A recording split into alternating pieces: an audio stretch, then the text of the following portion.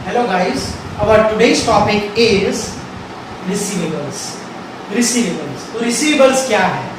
तो receivables ये है कि किसी के पास से अगर पैसे लेने बाकी है तो वो receivables है. किसी के पास से अगर पैसे लेने बाकी है तो वो receivables है. ठीक है. अब receivables की बात करें तो पैसे लेने बाकी है, राइट? अब चार तरह के से रिसीवेबल्स हो सकते हैं. There are 4 kinds of receivable. चार लोगों से हमें पैसे लेने के बाकी हो सकते हैं. Receivables due to goods, receivables due to income and receivables due to outstanding service. ठीक है, इसकी हम बाद में बात करेंगे. सबसे पहले डेटर की बात करते हैं. तो रिसीवेबल्स आपको क्लियर हो गया. रिसीवेबल्स मींस पैसे लेने बाकी है आपके. ठीक है, आपके पास आपको अगर किसी के पास से भी पैसे लेने बाकी है then it is a receivables. Okay, receivables is also known asset.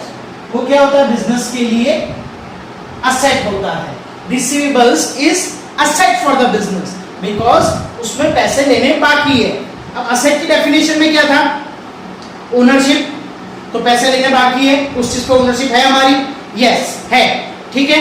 Then second one is benefit. तो हाँ, बेनिफिट मिल रहा है हमें. रिसीवेबल्स पैसे लेने बाकी, हम बोल सकते हैं ना किसी को हमारे इसके पास से पैसे लेने बाकी है. ठीक है, तो वो बेनिफिट भी है ही बिकॉज अगर वो रिसीवेबल्स डूब गया, अगर वो रिसीवेबल्स को कुछ हो गया तो हमारे लिए नुकसान है. मतलब अगर वो रहेगा तो हमारे लिए बेनिफिट है. तो असेट की और एक कंडीशन सेटिस्फाई हो गई. Now third most condition is it is realisable value. It is having the realisable value. तो ये बंदा हमें पैसे देगा, जिसके पास से पैसे लेने बाकी है वो अगर हमें पैसा देता है तो हो गया रियलाइजेशन इन कैश.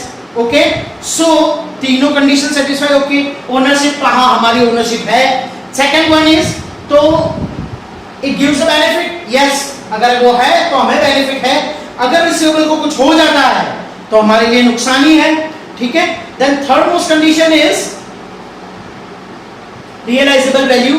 तो रियलाइजेबल वैल्यू तो ही अगर हमें पैसे मिलते हैं रिसीवेबल के पास से देन इट इज रियलाइज्ड. तो रियलाइजेबल वैल्यू हुई. तो receivables is known is a asset. तो रिसीवेबल्स क्या है? एक असेट है. रिसीवेबल्स मतलब जिसके पास से आपको पैसे लेने बाकी है वो रिसीवेबल्स है. ठीक है. नाउ डेटर्स की बात करते हैं. तो अच्छा, रिसीवेबल्स में चार कैटेगरी होती है. Debtors, bill receivables, outstanding income and prepaid expenses. Okay, now debtor की बात करें. ओके, तो डेटर मतलब सी सब में पैसे लेने बाकी है, सब में लेना बाकी है, पैसे लेने बाकी है, अमाउंट लेनी बाकी है. लेकिन डेटर में क्या फर्क है? तो डेटर में भी पैसे तो लेने ही है, लेकिन हमने क्या किया? गुड्स सोल्ड किए हैं. वो भी किस पे किया? On credit. गुड्स सोल्ड किए हैं ऑन क्रेडिट. मतलब अगर हमने गुड्स सोल्ड किए हैं क्रेडिट पे, अगर हमने गुड्स सोल्ड किए हैं क्रेडिट पे, मतलब हमने किसी को गुड्स दिए, हमने सोल्ड किया, लेकिन उसके पास से पैसे नहीं लिए. उसने बोला, प्रॉमिस किया कि 1 मंथ बाद देगा, 2 मंथ बाद देगा. Then such person is known as debtor for us. Such person is known as debtor for us. समझ में आया डेटर क्यों? बिकॉज अगर हमने गुड्स सोल्ड किए हैं क्रेडिट पे तो उसके पास से पैसे लेने बाकी है. Then such person is known as debtor for us. ठीक है. अब यहां सिर्फ गुड्स की बात नहीं, गुड्स एंड सर्विसेज. ठीक है. ऐसा जरूरी नहीं है कि बिजनेस सिर्फ गुड्स का ही हो, सर्विसेज का भी हो सकता है. जैसे हमारा कोचिंग इंस्टीट्यूट सर्विस का है. ठीक है, हम सर्विस देते हैं. तो अगर हम सर्विस देते हैं तो हमें भी पैसे लेने बाकी है. सी, आप लोग सबकी फीस बाकी है हमारी, तो आप सब हमारे डेटर हुए और आपके लिए मैं क्रेडिटर हुआ. So for VCC you are debtors, तुम सब डेटर्स हो, बिकॉज सबके पास से मुझे पैसे लेने बाकी है, तो वो क्या हुआ, डेटर। ठीक है, आप लोग सब मेरे लिए डेटर्स हो। ठीक है, उसी तरह आप लोगों के लिए, आप सब लोगों के लिए मैं क्रेडिटर हूं। कैसे? बिकॉज आपको पेमेंट करना बाकी है। ठीक है, तो इसी तरह डेटर क्या होता है कि जिसके पास से पैसे लेने बाकी हो, due to goods and services, due to goods and services. ठीक है, तो गुड्स और सर्विसेज किसका है? बिजनेस डील्स, मतलब जिसमें बिजनेस डील कर दो, जिसका आपका बिजनेस है वो। तो जिसमें अगर आपका बिजनेस है, जिस चीज का आपका बिजनेस है और वो चीज आपने क्रेडिट पे सोल्ड की है, पैसे लेने बाकी है, then it is debtor. Such person is known as debtor. अब डेटर की डेफिनेशन देखना जाए तो a person whom we have sold the goods and services on credit, and such person is known as debtor for us, because उसके पास से पैसे लेने बाकी है due to goods and services। Okay, तो ये था आपका डेटर। नाउ आउटस्टैंडिंग इनकम की बात करते हैं। किसी के पास से इनकम लेनी बाकी है, मतलब मान लो कि आपने रेंट पे शॉप दी है। ठीक है, आपने रेंट पे शॉप दी है। अब जो शॉप दी है आपने, तो वो आपको मंथली रेंट देगा। अब 1 मंथ हो गया उसने रेंट नहीं दिया है, तो उसके पास से पैसे लेने बाकी है, तो वो रिसीवेबल तो हुआ, लेकिन किस टाइप का रिसीवेबल? ड्यू टू गुड्स है? नो। ड्यू टू सर्विस है? नो। ड्यू टू इनकम है। तो इनकम की वजह से अगर किसके पास से पैसे लेने बाकी है, तो वो क्या होगा? Outstanding income. So here accounts में आउटस्टैंडिंग मतलब अच्छा नहीं है। आउटस्टैंडिंग का मतलब, सी आपके रिपोर्ट कार्ड में आउटस्टैंडिंग मतलब होता है ना, बहुत अच्छा है, कैपिटल। ठीक है, तो आउटस्टैंडिंग का मतलब अकाउंट्स में है बाकी। ठीक है, आउटस्टैंडिंग का मतलब अकाउंट्स में क्या है? बाकी है। ठीक है, तो आउटस्टैंडिंग इनकम का मतलब यह हुआ कि आपकी इनकम लेनी बाकी है। ठीक है, दैट इज आउटस्टैंडिंग इनकम। आपने अगर शॉप रेंट पे दी है तो आपका रेंट का पैसा लेना बाकी है, दैट इज आउटस्टैंडिंग इनकम। तो वो भी क्या हुआ आपके लिए? It is a one type of receivable.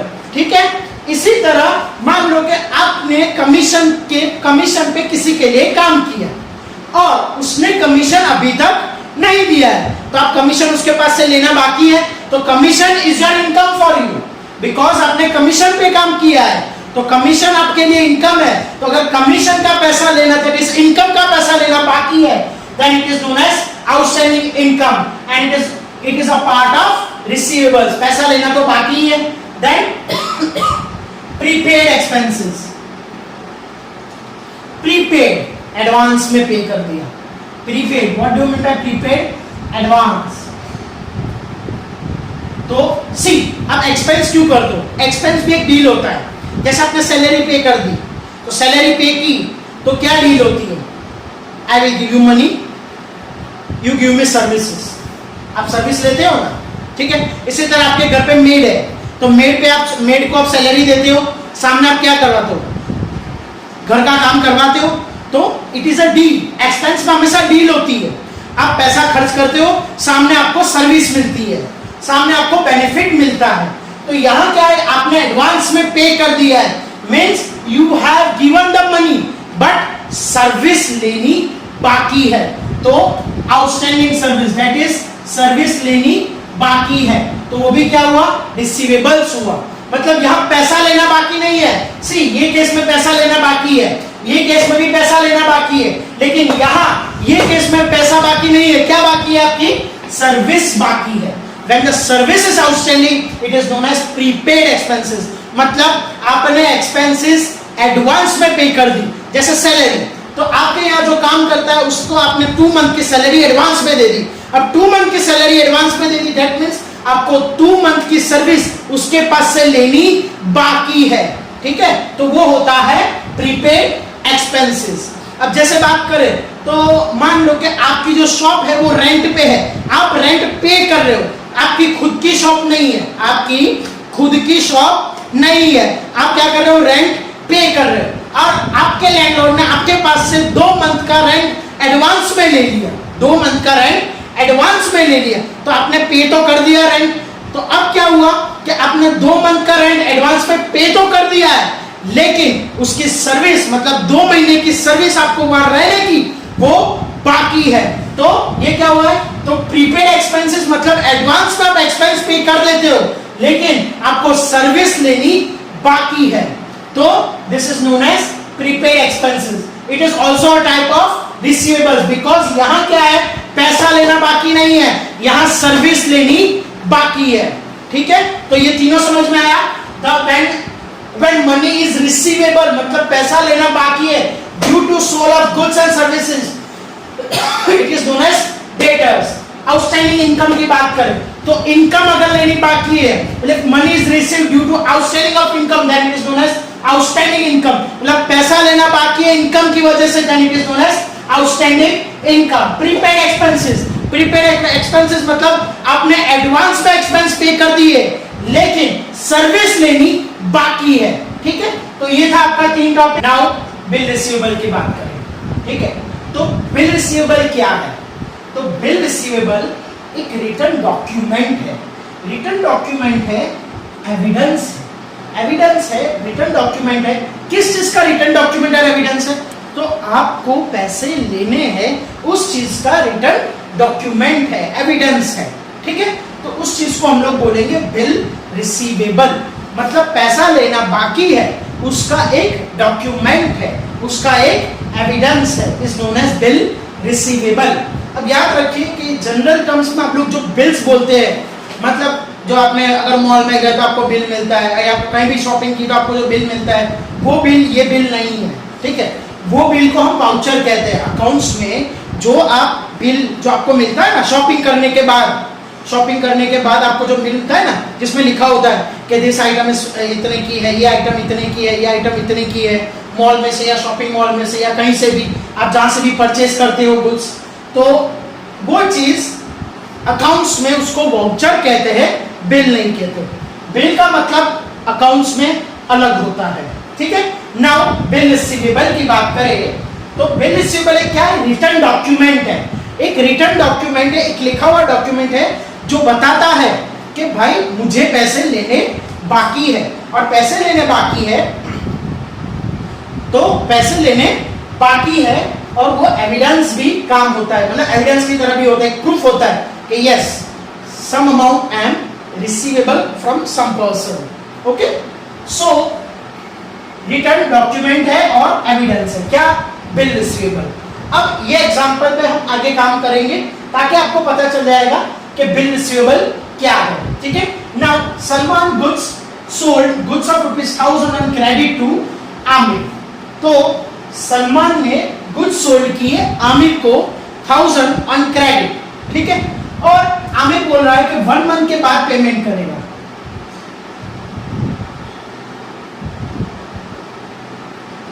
Aamir is saying that he will pay the amount in 1 month, मतलब 1 मंथ के बाद सलमान को पैसे मिलेंगे। सी, सलमान को पैसे लेने हैं तो सलमान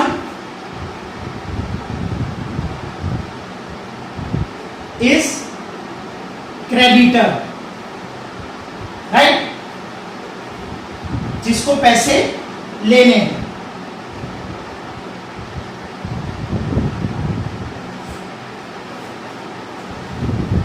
मतलब सलमान को पैसे लेने हैं तो सलमान इज क्रेडिटर। ठीक है, Salman is supplier. Okay, now Aamir, तो आमिर इज डेटर, पेमेंट करना बाकी है। तो यहां क्या है कि सलमान को पैसे लेने हैं और आमिर को पैसे देने हैं, पेमेंट करना बाकी है। तो ये चीज हुई, सलमान को कितने पैसे लेने हैं, 1000, किसके पास से लेने हैं, आमिर के पास से, राइट। तो Salman is creditor and Aamir is debtor. अब क्या होता है कि ट्रांजैक्शन हो गए, मतलब 1000 रुपीज के गुड्स आमिर को दे दिए सलमान ने। ठीक है, आमिर ने बोला 1 मंथ के बाद मैं पेमेंट करूंगा। सलमान ठीक है मान गया कि हाँ ठीक है 1 मंथ के बाद पेमेंट कर दे। ठीक है, तो सलमान क्रेडिटर हो गया।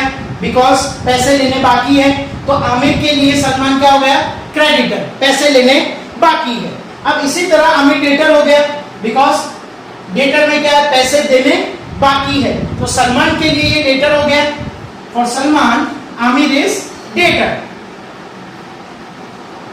ठीक है। अब for Aamir Salman is creditor, Salman के लिए क्रेडिटर है बिकॉज उसको पेमेंट करना बाकी है।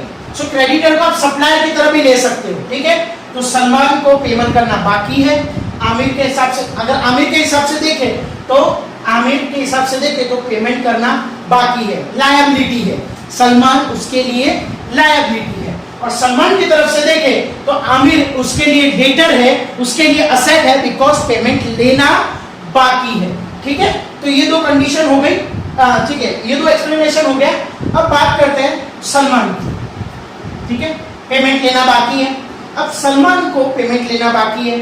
अब सलमान को क्या है, आमिर पे भरोसा नहीं है, ट्रस्ट नहीं है, ट्रस्ट नहीं है। कल उठ के आमिर बोल देता है कि भाई क्या प्रूफ है कि मुझे पैसे देने हैं, क्या प्रूफ है कि मुझे पैसे देने हैं, तो एक ट्रस्ट इश्यू हो गया। तो सलमान क्या करेगा, कि उसको भरोसा नहीं है, तो वो सिंपल है, एक बिल बनाएगा।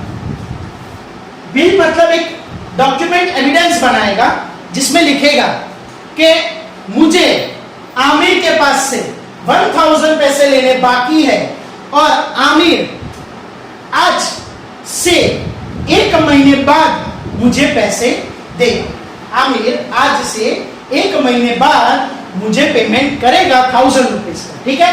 तो एक एविडेंस बनाता है जिसमें सलमान लिखता है कि आमिर के पास से मुझे पैसा लेना बाकी है और आमिर मुझे पेमेंट करेगा 1 महीने के बाद। अब अच्छा, ये लिखा किसने, सलमान ने, तो Salman is writer, Salman is writer, मतलब जिसको पैसे लेने हैं वो लिखेगा। तो वो लिखता है और यहां सलमान क्या करता है, साइन कर देता है, ठीक है। अब सलमान ने साइन कर दी, ठीक है, तो तब डॉक्यूमेंट अभी भी बना नहीं है, कंप्लीट नहीं हुआ है, बिकॉज यहां सिर्फ सलमान ने साइन की है, ठीक है। अब ये डॉक्यूमेंट लेके वो आमिर के पास से जाता है, आमिर के पास जाता है, तो आमिर बोलता है ठीक है ला मैं साइन कर देता हूँ, तेरे को भरोसा नहीं है ना, मैं साइन कर देता हूँ कि ले मेरे को पेमेंट करना बाकी। मतलब ऊपर सलमान ने क्या लिखा है कि आमिर से पेमेंट लेना बाकी है और नीचे आमिर साइन कर देता है, मतलब आमिर एक्सेप्ट करता है, आमिर एक्सेप्ट करता है कि हाँ मुझे पैसा देना बाकी है, पेमेंट देना बाकी है, तो आमिर इज एक्सेप्टर, ठीक है। तो सलमान जिसको पैसा लेना होता है वो राइटर होता है और जिसको पेमेंट करना होता है वो एक्सेप्ट करता है कि हाँ वो साइन करता है आमिर, मतलब आमिर भी अब साइन करेगा यहां, ठीक है। आमिर साइन करता है, दैट मीन्स कि हाँ आमिर एक्सेप्ट करता है कि हाँ मुझे पैसे देना बाकी है, ठीक है। दोनों की साइन हो गई। अब यहां एक रेवेन्यू स्टैंप लग जाता है, रेवेन्यू स्टैंप लग जाता है जिससे ये बिल एक एविडेंस बन जाता है और ये एविडेंस अब आमिर साइन करके क्या करेगा, सलमान को वापस कर देगा। तो सलमान, तो ये बिल किसके पास में रहेगा, सलमान के पास, बिल किसके पास रहेगा, सलमान के पास। तो बेसिकली क्या है, जिसको पैसे लेने बाकी है जैसे सलमान, तो सलमान को पैसे लेने बाकी है तो वो बिल राइट करेगा, राइट करके क्या लिखेगा कि आमिर यू हैव टू पे मी ऑफ ₹1000 आफ्टर 1 month, ठीक है। आमिर फिर एक्सेप्ट करता है तो सलमान राइट करता है तो सलमान राइटर है, आमिर एक्सेप्ट करता है तो आमिर एक्सेप्टर है, एक्सेप्ट करने के बाद ये आमिर बिल किसको दे देता है, सलमान के पास। मतलब क्या है, सलमान बिल लिखने के बाद, साइन करने के बाद वो आमिर को देता है, आमिर एक्सेप्ट करता है और बिल वो सलमान को देता है। तो अब सलमान के लिए क्या हो गया, एक प्रूफ हो गया कि हाँ अब मुझे पैसे लेने बाकी है और उसका ये रहा प्रूफ। मतलब अब आमिर अपनी जगह से हिल नहीं सकता, अपने वादे से मुकर नहीं सकता, बिकॉज एक एविडेंस बन गया है। उसकी वजह से वो सलमान क्या कर सकता है, केस भी कर सकता है अगर आमिर पेमेंट नहीं करता है तो, ठीक है। तो उस केस में क्या हुआ कि Salman is writer, Aamir is acceptor, ठीक है। तो ये हो गया बिल। अब बिल में क्या है कि पैसे तो अभी मिले ही नहीं है, 1 मंथ के बाद ही मिलेंगे, तो वो बिल सलमान के लिए क्या हो जाएगा, बिल रिसीवेबल, बिकॉज सलमान को पैसे लेने हैं। और आमिर के लिए वही बिल क्या हो जाएगा, बिल पेबल, बिकॉज आमिर को पेमेंट करना बाकी है। ठीक है, तो ये था बिल रिसीवेबल।